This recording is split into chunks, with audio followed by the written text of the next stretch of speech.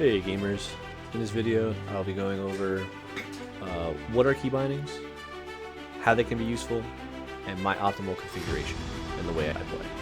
Very simply, key bindings control the game, your character.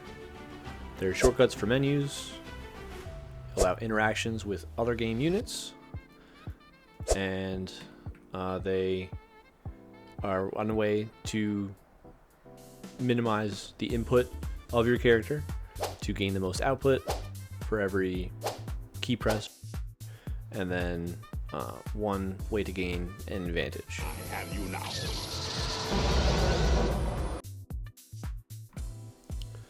To access the menu to modify your key bindings, press the escape key, hit options, key bindings, and then you have your list here. So for movement, I like to just keep everything exactly how it is. Keep it simple, stupid. Great advice. Hurts my feelings every time. By default, other than the turn left and turn right, I unbind those completely, and then I also toggle auto run.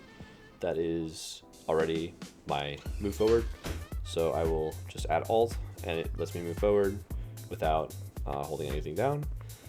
You can also achieve this by obviously like clicking left and right button and holding that down, and then just continue it by pressing alt W and then letting go of everything, and you can still turn and travel through the world without much of a headache. I also swap toggle run / walk. I think that might be automatically, I think it's like automatically like X or Z or something like that, alt X. But yeah, definitely getting it away from its default spot has freed up space and stops me from automatically or toggling it by accident. So you don't want to be randomly walking, has happened before. What should you keybind?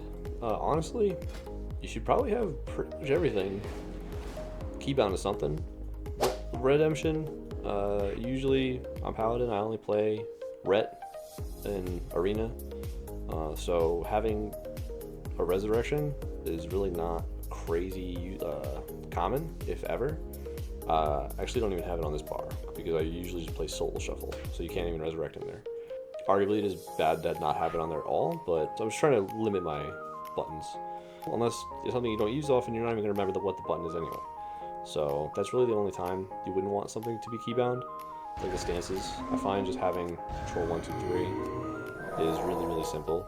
And having some sort of flow with your rotation as well.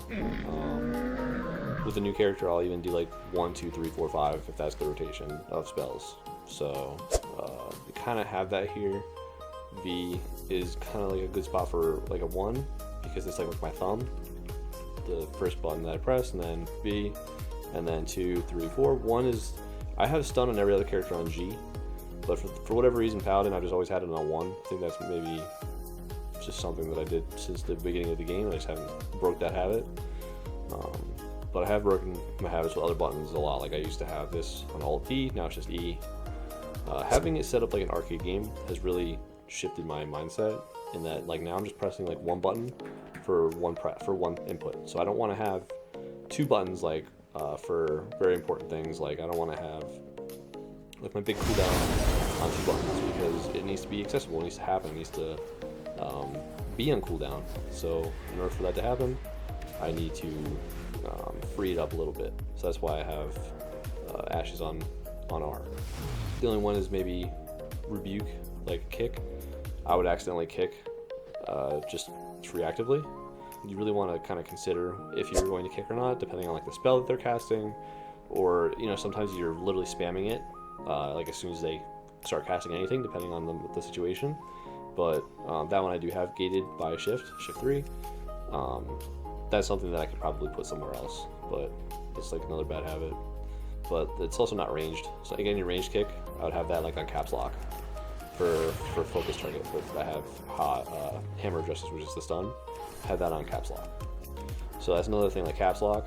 Like you shouldn't, having caps lock enabled is not helping you. So I completely modified that button on my keyboard, and it is no longer caps lock. So same thing with the Windows key. It doesn't make sense to have this button right here because this is if you're using a lot of input on your keyboard, The Windows key can completely mess you up because you're in the middle of an intense fight and you go to hit your Z or X or Alt or Control or Shift, any of those, and then boom, you just hit the Windows key and all of a sudden you're out of the game. So I decided to get rid of that. I do have the other Windows key, so I still have access to it, but it is not something that is super easily accessible. I kind of like split my keyboard in two, basically like having one side like battle and fighting inputs, and then the right side being like menus, like P is still the way it is, maps, spell book, that's all really easy to access. Shift P for the for like appearances and stuff like that. Shift J for the journal.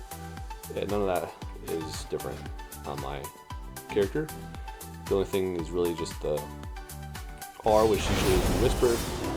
T might not have been bound to anything. V, which is usually nameplate. C, which is usually character. X, which is usually sit. So actually, I think I still have sit. Sit down. Sit down. Who's a good boy? So like other characters like druid, like warlock, the more complex characters, they definitely require literally as many keybinds as you possibly can. So that is where that mentality is coming from. And it's good to even like play those classes because I'm realizing like, I'm not really utilizing my keyboard properly. I'm having everything in Alt 1, 2, 3 or Shift 1, 2, 3. I'm not thinking of this properly. So I'm just laying it out a little bit more wide rather than focused on like certain things, like having the Shift 1 through 5, Alt 1 through 5 has really made me a better player. And I think it can help other players as well. So if you have any comments, questions, concerns, criticisms, please leave a comment below. Please like and subscribe. Thanks. Have a great day.